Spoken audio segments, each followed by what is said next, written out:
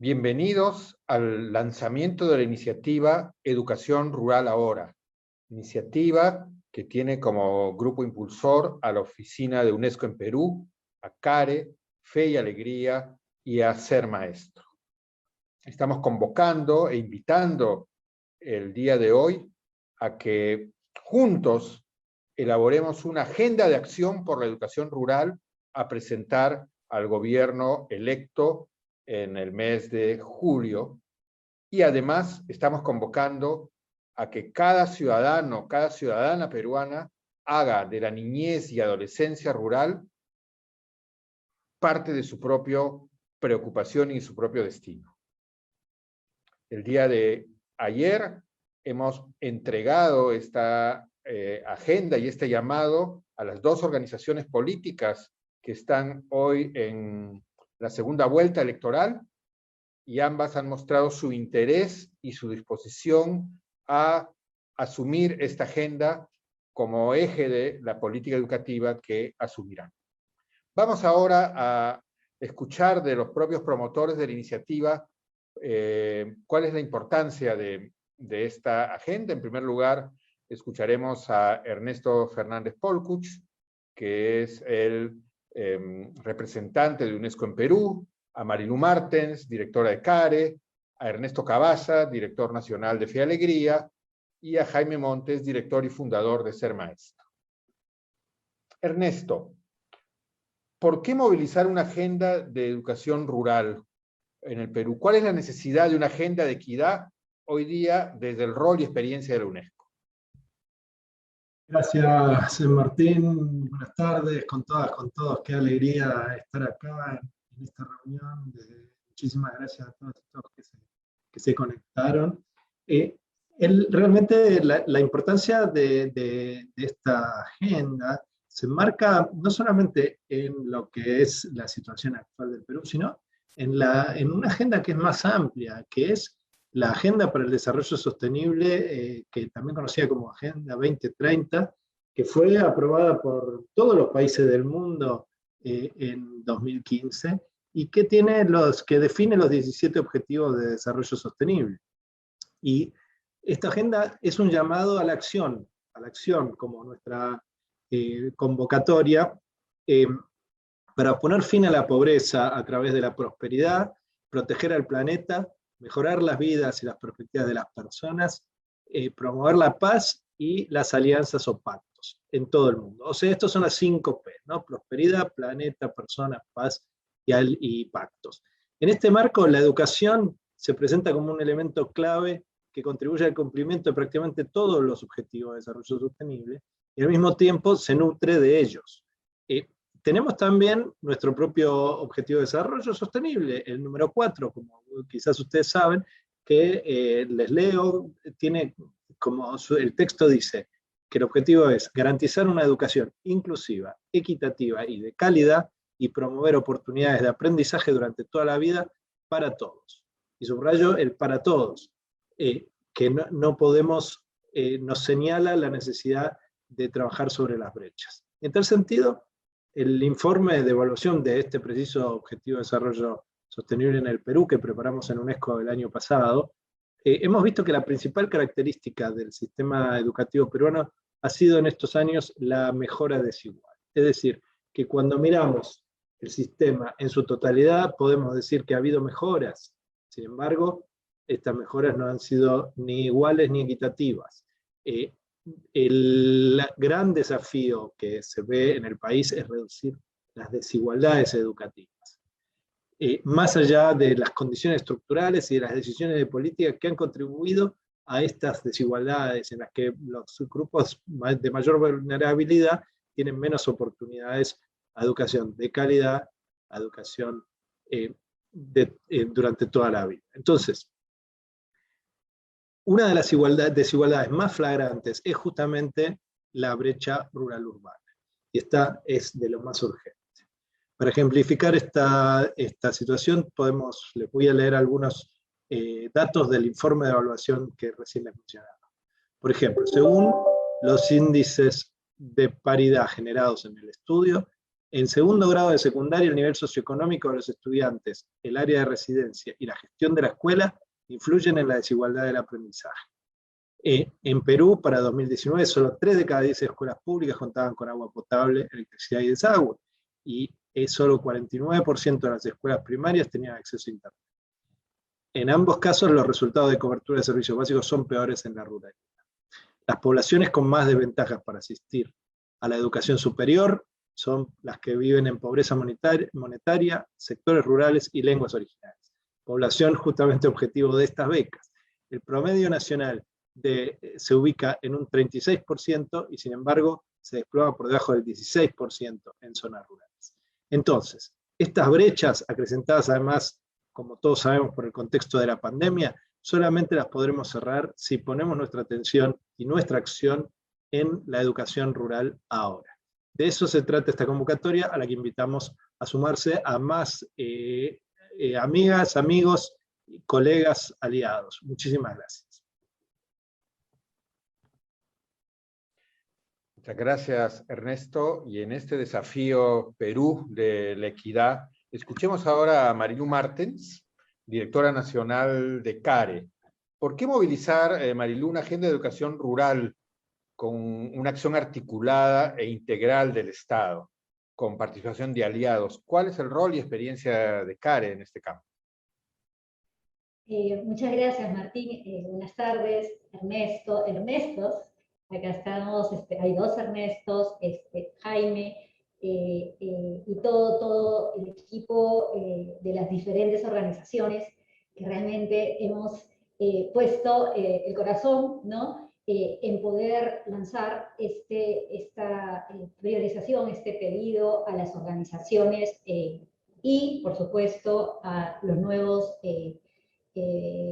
el nuevo gobierno que estará liderando la educación en pocos meses.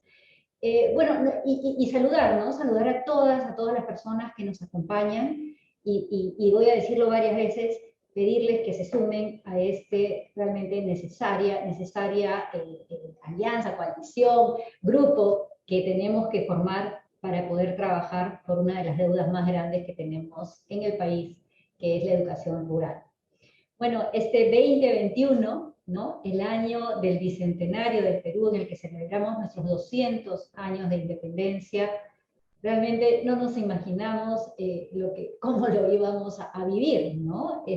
Un país en contexto de pandemia, un país con una crisis sanitaria, una crisis económica y una crisis social, que no ha hecho más que visibilizar y profundizar las brechas existentes que ya teníamos, y sobre todas las de acceso, las de calidad, las de pertinencia en nuestra educación rural.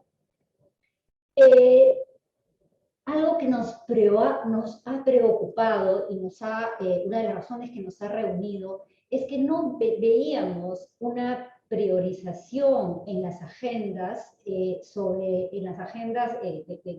los partidos políticos sobre la necesaria transformación en la educación rural.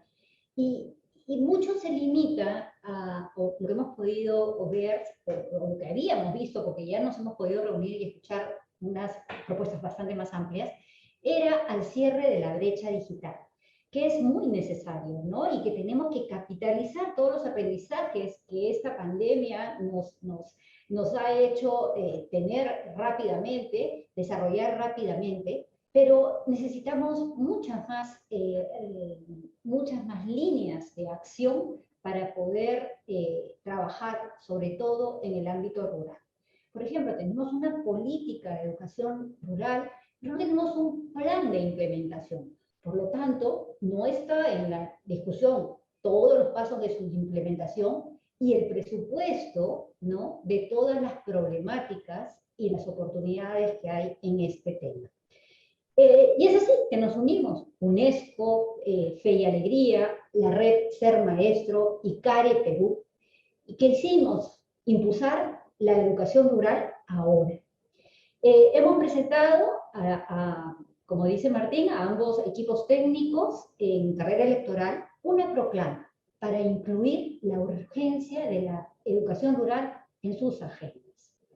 queremos movilizar una acción de incidencia colectiva. Tenemos que sumarnos. Una organización, 2, 3, no son suficientes. Tenemos que sumarnos todos, en todos los ámbitos.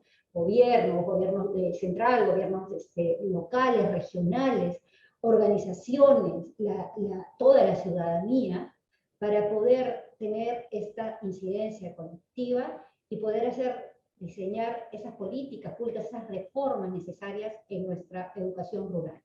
Queremos recoger las voces, las experiencias de todos los actores y organizaciones que puedan sumar a este diseño que tenemos que hacer para implementar y poder llevar las soluciones a la educación rural. Por eso, Martín, invitamos a las personas, a las organizaciones interesadas, para incidir sobre las reformas necesarias para poder transformar esta educación rural. Tenemos que trascender percepciones, discursos, para poder usar la evidencia, la voz, la puesta en práctica en los procesos de transformación educativa. Tenemos que sumar agendas, tenemos que saber cómo escalarlas y cómo traducir estas transformaciones en el presupuesto público. Ya en el 2019, un poquito lo que también nos contabas, Ernesto, hemos avanzado en temas de cierre de brechas, de desarrollo humano. Y en el 2019 lo veíamos, ¿no? Claro, esta pandemia nos ha hecho retroceder, pero sí ya desde el 2019 se revelaban esos importantes desafíos que no se han podido saldar en nuestro país. Por ejemplo, las brechas entre los distritos de la Costa Baja y la Sierra Alta de nuestro país son de 35%. La educación rural tiene una deuda generada por un olvido de décadas y por una falta de atención con pertinencia. Estas desigualdades se hacen más evidentes, por lo que exigen una mayor exigencia en su atención. Contaba Ernesto algunas cifras que nos ponen realmente que nos reflejan la necesidad de la intervención. Y por ejemplo, yo les quería traer la última, o la evaluación censal de 2018, en el que los estudiantes de las zonas rurales obtuvieron solamente el 2% en la secundaria de aprendizajes logrados en comprensión lectora. Solo el 2%, ¿no? Para que podamos medir la necesidad tan grande de la intervención en las zonas rurales. Bueno, hace más de 20 años, CARE Perú, venimos trabajando proyectos educativos en las zonas rurales, y lo que queremos asegurar, y hemos tratado de asegurar en esas intervenciones, es educación de calidad, educación con equidad y educación con pertinencia. Hemos tenido una mirada integral, hemos logrado un enfoque territorial atendiendo las necesidades y brindando soporte no solamente dentro de las aulas, a los estudiantes, a los profesores, a los directores, sino también a las familias y comunidades. En ese sentido, en el 2016 implementamos nuestro proyecto Niñas con Oportunidades. ¿Qué buscamos con este proyecto? Que niñas de las zonas rurales, de las diferentes regiones de nuestro país, puedan culminar sus estudios en edad oportuna y con los valores y competencias desarrolladas para que ellos puedan lograr sus planes de vida. Tenemos desde el 2019 un programa de intervención en alianza con el Ministerio de Educación en las instituciones de educación primaria de las escuelas rurales. Venimos caminando juntos, venimos aprendiendo, y aprendiendo de organizaciones como por ejemplo Feria Alegría aquí presente, o Horizontes de UNESCO. Y la idea es esa, sumar en el marco de una experiencia, en el marco de la evidencia, para poder lograr esa educación rural que todos queremos y que todos nuestros estudiantes merecen. Nuestro país es diverso en todos sus aspectos. Por eso es muy necesario que las políticas públicas que tengan como fin promover estos procesos de desarrollo sostenible, y que el enfoque sea territorial e intercultural. Bueno, cierro haciendo este llamado a que se sumen, a que nos sumemos y que juntos lleguemos más lejos y más rápido. Muchas gracias. Muchas gracias, Marilú. Un enfoque territorial, un enfoque inclusivo que responda a la diversidad de contextos, ataque las brechas, aproveche el potencial cultural y económico del mundo rural, son parte efectivamente de aquello que juntos buscaremos realizar y a lo cual les estamos convocando. Ahora vamos a escuchar a Ernesto Cavazza, el director nacional de Fe y Alegría del Perú. Ernesto, ¿por qué movilizar esta agenda de educación rural mirando los desafíos de la formación docente, de la calidad, la interculturalidad? ¿Cuál es la experiencia, el rol de Fe y Alegría en esta materia? Muchas gracias, Martín. Qué bueno estar también en esta presentación con Marilú, con mi tocayo Ernesto, con Jaime. Quiero además saludar a todos aquellos, a todas aquellas que nos están siguiendo a través del Facebook. Sé también que varios docentes, directivos de Fe y Alegría lo están haciendo y por lo tanto un saludo especial para ellos. Tal vez comience con una experiencia personal que hace que yo mismo y por supuesto nuestra institución esté muy comprometida con esta propuesta, con esta iniciativa y además la queramos promover. Y es contarles que el año pasado Fe y Alegría celebró los 25 años del Fe y Alegría 44, que fue su primera red rural, que comienza precisamente el año 95. Y fue una experiencia personal, digo, porque yo mismo estuve comprometido por los servicios que brindaba en ese entonces en la gestación primero de esta red rural y después ya en sus primeros años de funcionamiento. Que fue una apuesta, no teníamos mucho conocimiento de lo que significaba ese paso en ese momento, pero sí teníamos certeza de que había que dar. Ya Fe y Alegría existía en el Perú desde el año 65, 66, estamos cumpliendo 55 años precisamente este año, y hasta el 95 teníamos ya alrededor de 40 instituciones educativas, pero básicamente en las ciudades, tanto en Lima como en diversas regiones del país. Era una experiencia urbana. Entonces el paso adelante con el inicio de esta primera red rural en Quispicanchi, en Cusco, fue para nosotros muy significativo. Lo pensamos mucho, le dimos muchas vueltas. Y al final, la idea fue, o tuvo como 5 líneas importantes.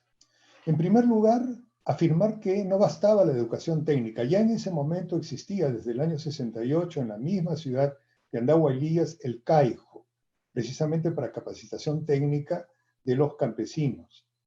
Pero veíamos que no era suficiente, que si queríamos realmente impactar, intervenir en la transformación social de toda la zona, teníamos que comenzar desde abajo, con inicial, con primaria, con secundaria, con educación básica. Claro, en segundo lugar, no podría ser una educación básica como normalmente la estábamos haciendo. Y entonces pensamos inmediatamente en una especie de colegio sede, pero vinculado en red con una serie de escuelas en toda la provincia de Quispicanchi. Entonces ya no fue un colegio, como hasta ese momento había sido, sino fue una red rural, con un colegio sede, con un colegio base en Andahuaylillas, pero prácticamente en Ocongate, en Marcapata, en Guaro, en Catca, en diversos lugares de la provincia, tener también una red de escuelas básicamente primaria.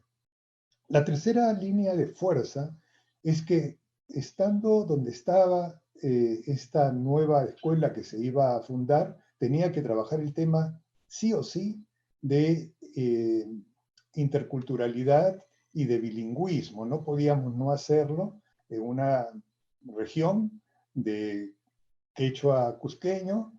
Y precisamente mañana justamente estamos celebrando el Día de las Lenguas Originarias Y la apuesta fue precisamente esa, entrar también justamente trabajando toda la revalorización de la lengua originaria desde el comienzo, desde inicial, primaria, y a veces incluso en pugna con los padres de familia que no veían eso como muy apropiado para sus hijos. Nosotros teníamos que más bien fortalecer la necesidad de un aprendizaje adecuado de la lengua originaria para después poder aprender bien el español y también otros idiomas o otras lenguas, ¿no? Entonces eso fue muy importante. En cuarto lugar, la cuarta línea de fuerza era que no bastaba solamente con impartir educación, sino también con investigar, con sistematizar y con producir materiales educativos. Entonces, en ese espacio educativo, pues se han producido muchos buenos materiales en quechua que incluso el ministerio después los ha utilizado para poderlo distribuir en otros lugares. Y finalmente, otra quinta línea de fuerza, otra quinta clave fue todo lo que era el apoyo a los docentes de toda la provincia, no solamente a los propios, sino a lo que podían realizar en todas las escuelas a las que queríamos llegar. En ese entonces eran unas 20, 25 de la provincia. Y era una capacitación, por un lado, a nivel pedagógico, pero incluso era una preocupación a nivel de sus condiciones humanas de vida. Estaban muy desamparados, muy desatendidos, probablemente bajaban muy pronto al Cusco y estaban en realidad poco tiempo en la misma localidad, entonces hubo que ver cómo se aseguraba algún mínimo de vivienda, por ejemplo, para que pudieran vivir en el sitio, en el lugar, en la escuela, en la comunidad, y no estén teniendo que salir de ahí muy rápidamente. Sobre esa base y sobre esas líneas de fuerza, que fue la experiencia primera que nosotros tuvimos, y vimos que la cosa comenzaba a funcionar. Y entonces es que nos animamos a continuar la experiencia de las redes rurales y de la educación rural en otros 5 lugares del país. Y en este momento les digo que estamos pues en Quispicanchi, en Cusco, que fue la primera, como les conté. Estamos en Iquitos, en Loreto, en la carretera Iquitos-Nauca. Estamos en Malingas, en Piura. Estamos en Moro, en Ancash, en Acobamba, en Huancavelica y finalmente en Pucallpa, en Ucayali. Y más o menos manejando estas líneas en cada localidad, tal como nosotros o como se los acabo de presentar. Estamos hablando de alrededor de 10.000 estudiantes, estamos hablando de 171 instituciones educativas, fundamentalmente unidocentes, multigrados, de primaria, y alrededor de 750 docentes que seguimos y continuamos precisamente apoyando desde los centros base en cada una de estas regiones. Por eso nosotros creemos, a partir de nuestra propia experiencia, que hay que no solamente fortalecer, sino ampliar, difundir, hacer que esta iniciativa crezca, porque creemos que en ese crecimiento podemos llegar a muchos más niños y poder cerrar esas brechas y sobre todo abrir oportunidades que ahora no tienen los niños, las niñas, los adolescentes, los jóvenes que viven precisamente en las diversas ruralidades del país. Entonces, Fe y Alegría se apunta con fuerza, con ánimo, y los llama, los convoca a todas las organizaciones e instituciones que consideren que la educación rural es básica para poder realmente generar un país diferente, que es lo que en este momento vemos que la mayoría del país reclama. Y en ese sentido ustedes van a escuchar ahora que se lea pues la proclama, algunas referencias en concreto a los docentes, qué es lo que pensamos, queremos, pues docentes valorados, que cuentan con una formación sistemática y especializada para liderar con calidad pedagógica los desafíos del mundo rural y buenas condiciones e incentivos que les permitan crecer en su desarrollo profesional. Pero junto con los docentes, porque los docentes no están solos, están en una comunidad, también queremos comunidades rurales e indígenas involucradas en la gestión de la educación, capitalizando sus saberes ancestrales y potencial sociocultural, lingüístico y productivo. Ese es el empeño, esa es la apuesta en la que nosotros nos comprometemos, y eso supone, pues, digamos en líneas resumidas, como cuatro puntos claves. En primer lugar, es importante no dar soluciones de talla única en un país tan diverso. Por eso es importante también que se unan una serie de instituciones regionales, porque desde las regiones y con enfoque territorial probablemente vamos a crecer no solamente en número, sino en capacidad de propuesta, porque de eso se trata. En segundo lugar, nosotros decimos también que es importante en esta coyuntura donde estamos viviendo una pandemia, tener como una especial preocupación por el docente y por la vacunación pronta del docente. O sea, si queremos realmente reabrir las escuelas, la mejor política educativa en este momento es vacunar a los docentes, especialmente aquellos que están en los lugares más apartados, más alejados, con menos conectividad, y particularmente también a quienes se dedican básicamente, probablemente a los primeros grados, a los primeros niveles de la educación inicial y primaria. En tercer lugar, es muy importante pensar en que no se trata solo de cerrar brechas, ya nos han recordado Ernesto, Marilú, que nos han dado cifras pues espantosas.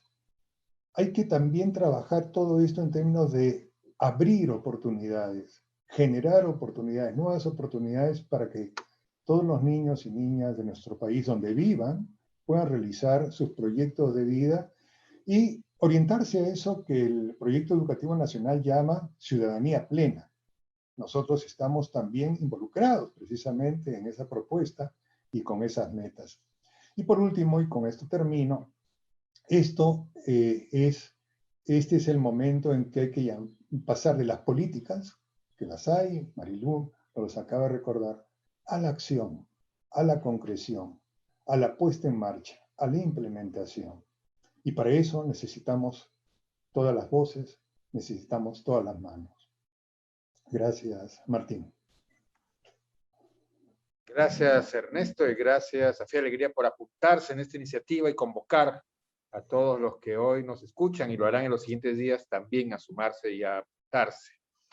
Vamos ahora a escuchar a Jaime Montes, director y fundador de la comunidad Ser Maestro. Jaime, ¿por qué movilizar una agenda de educación rural desde la experiencia, desde la acción de ser maestro? ¿Cómo ves tú los temas del reconocimiento docente y de la innovación en esta agenda rural? Muy buenas tardes, bienvenido a todos los maestros y maestras a este acontecimiento donde instituciones claves que trabajan hace mucho tiempo con mucha seriedad en las zonas rurales y nosotros agradecidos por sumarnos y aprender de ellos en esta apuesta nacional de poner en agenda la educación rural, ahora, desde mañana, ¿no? Desde el primer día de gobierno. El magisterio ha demostrado sus altas competencias en este tiempo de crisis. Tiempos de duelo, de pérdida, abandono, crónico.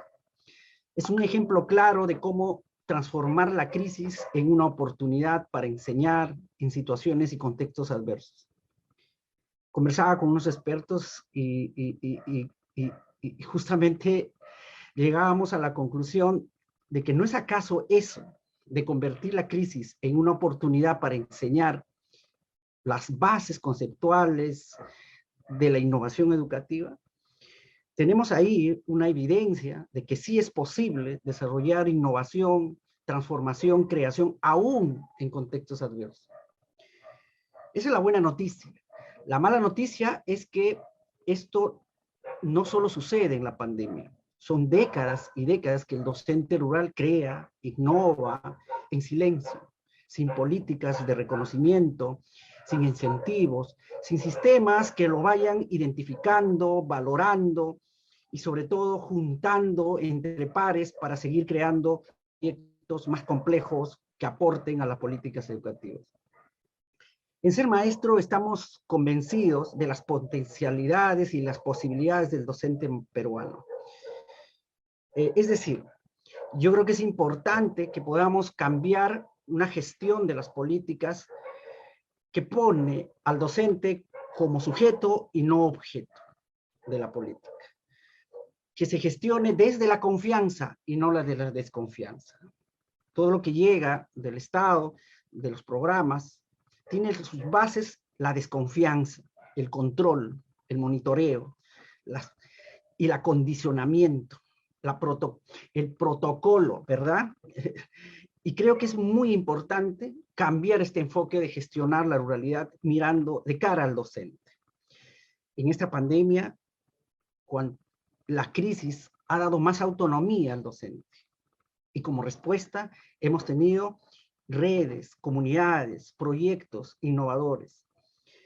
Y eso pasa por dos políticas esenciales para fortalecer este cimiento, este grano, ¿no? Como diríamos desde el espíritu de la nueva, de la nueva luz del cristianismo, de que hay esperanzas, ¿verdad? Hay luz, hay símbolos que podemos aprovechar para pensar que es posible un país más justo, más equitativo. En primer lugar, una política de integridad y bienestar docente de cara a las nuevas circunstancias post-pandemia y que responda a las exigencias del Proyecto Educativo Nacional 2036. Los docentes han demostrado que la ciudadanía plena no es algo abstracto, una teoría, una apuesta, un enunciado, ¿verdad? Los docentes en estos 2 años han demostrado con sus vidas, con su salud, con sus recursos, con lo poco que tienen, que sí es posible ejercer una ciudadanía plena pensando en el otro, pensando en sus estudiantes. Es por eso que es indispensable generar sistemas que nos permite recoger este potencial material e inmaterial en las escuelas rurales y comunidades. Cambiar de enfoque, sobre todo de aquellos que van asistiendo o brindando servicio mirando la carencia, la ausencia en las zonas rurales, y más bien mirar el potencial, la posibilidad, la riqueza de las zonas rurales. No solo a nivel económico, sino de sus saberes, de sus culturas, sus modos de vida, sus modos de educar, sus modos de cuidarse y sobre todo sus modos de respetar el ecosistema, el medio ambiente. ¿No es acaso lo que queremos en el perfil de egreso del currículo un ciudadano que respete su cultura, su historia, que vaya más allá de lo material y de lo económico? Eso queremos y eso es posible. Pero eso pasa por trabajar mucho, todos, intersectorialmente, por asegurar una autoestima alta, un reconocimiento, una valoración del docente. En particular, ser maestro, y lo digo con mucho dolor, y me duele decirlo, cada visita, cada comunidad, cada reunión, cada aula que se activa con los docentes, siempre se aspira a una autoestima colectiva baja, desmoralizada. Pero cuando se juntan, cuando se apoyan, esto va cambiando de manera progresiva.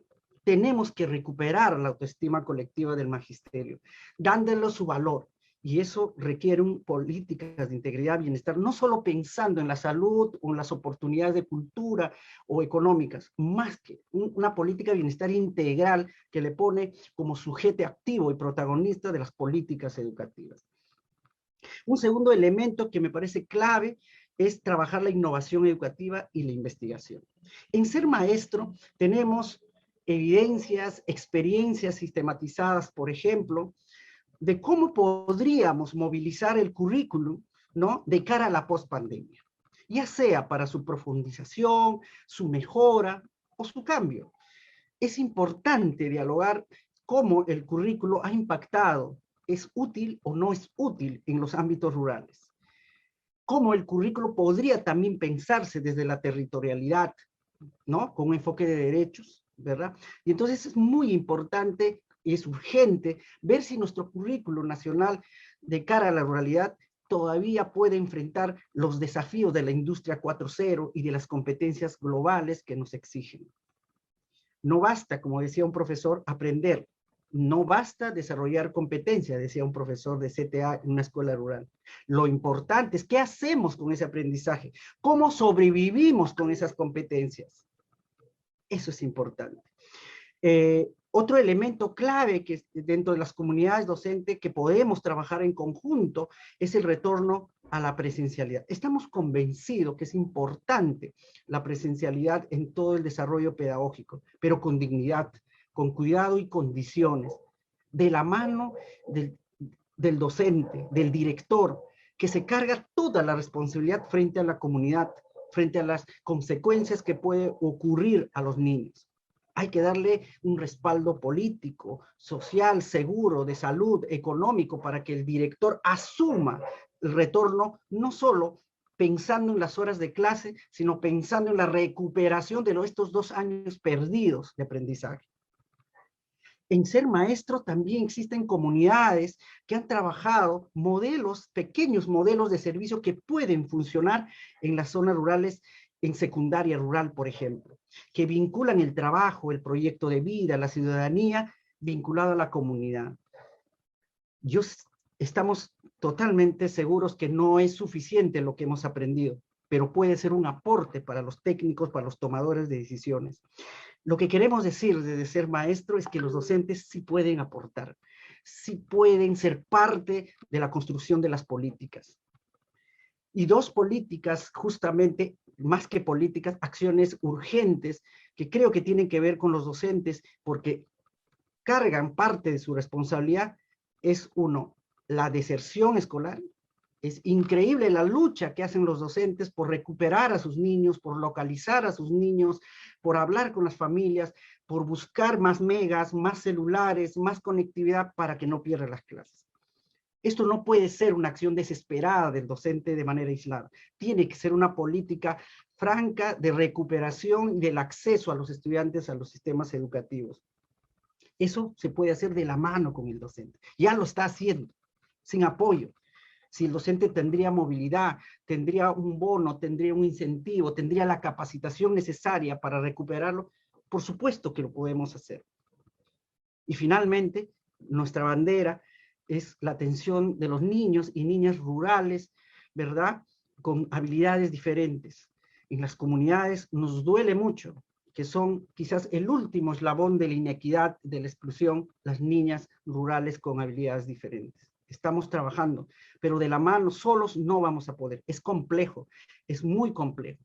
Por eso es importante atender la educación rural de la mano con el docente, pero un docente valorado, un docente reconocido, un docente, y créanme, son los mejores docentes del mundo. El docente peruano puede trabajar a 4.000 metros de altura en Goyarisquisca, en Pasco, como en las comunidades del calor incesante de Talara, en una selva inhóspita de Ucayali, en las caletas de Piura, de Callao. El docente, ese mismo docente, puede hacer las clases con efectividad y amor.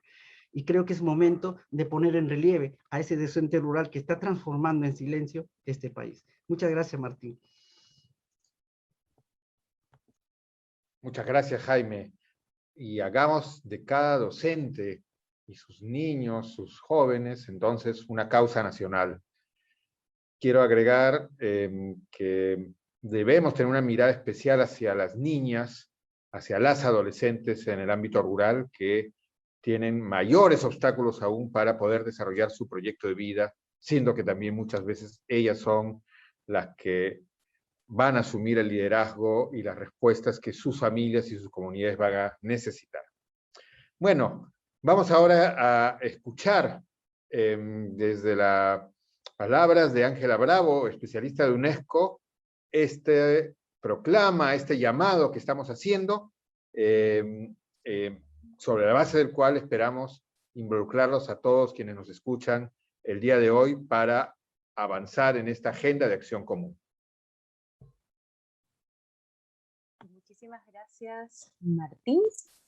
Es un gusto para todos poder empezar con esta lectura para poder compartir de manera pública nuestro primer comunicado, nuestra primera entrada, con una petición para que podamos ayudar a firmar y poder llevar esta agenda que hemos venido conversando de educación rural ahora.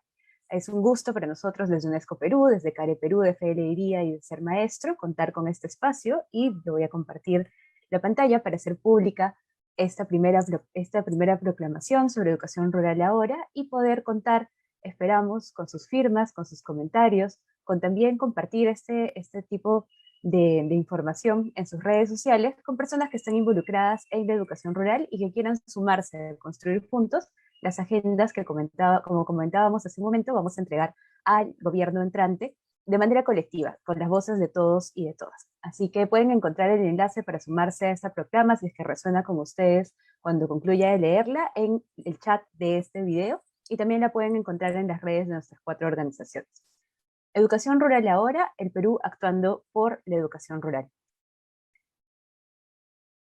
En el marco del Bicentenario de la Independencia del Perú, convocamos a las organizaciones de ciudadanos a asumir el destino de la niñez y juventud rural como propio. El primer paso es definir juntos una agenda de acciones que presentaremos a las nuevas autoridades gubernamentales, congresales y de forma descentralizada a las autoridades regionales, locales y comunitarias. En segundo grado de primaria, tan solo 16.7% de los estudiantes del ámbito rural alcanzan el nivel satisfactorio en comunicación y 11.1% en matemática. En segundo de secundaria, el 3% alcanza nivel satisfactorio en ciencia y tecnología, 4.8% en matemática y 2.4% en lectura. Además, solo 3.6% de jóvenes rurales logran finalizar la educación superior técnica y el 0.048% la universitaria. Una educación remota sin conectividad no ha hecho más que agravar estas brechas, ya que solo el 5.9% de los hogares en las áreas rurales contaban con Internet. Las organizaciones que suscribimos estamos comprometidas con lograr la mejora sustantiva de las condiciones educativas en la ruralidad del país.